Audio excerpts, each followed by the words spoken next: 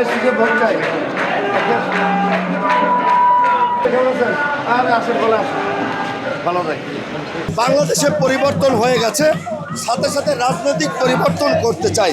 আমরা চাই ঢাকা 15 আসনে একটা রাজনৈতিক স্থিতিশীলতা থাকুক, সকলে ভোটের চাওয়ার অধিকার আছে। সেই কারণে আমার প্রতিপক্ষ কর্মীদের কাছে গিয়ে ভোট চেয়েছি, যাতে করে সৌহার্দ্যপূর্ণ পরিবেশ ঢাকা 15 আসনে থাকে।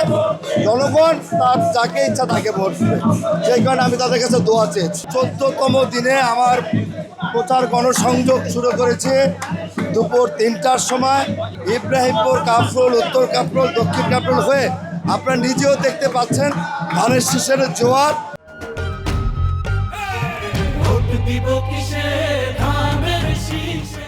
আজকে ঢাকা 15 আসনে উঠে গেছে। প্রচারকালে, গণসংযোগকালে আশেপাশের জনগণ, ভোটার মানুষ ধানের শীষের পক্ষে তারা রায় দিবে বলে আমাকে সরাসরি বলছে।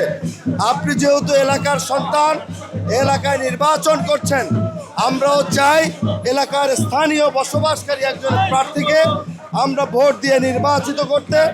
ভোটের পরে যাতে আমরা আমাদের সন্তানকে কাছাকাছি পেয়ে আমাদের সমস্যার কথা আমরা তার কাছে বলি, এমন একজন প্রতিনিধিকে আমরা ভোট দিতে চাই। তো সেই কারণে এলাকার সন্তানকে তারা বেছে নেবে, এলাকার স্থায়ী বাসিন্দাকে তারা ধানের শীষে ভোট দিবে। ঠিক আছে, যে ধানের শীষে ভোট চাই।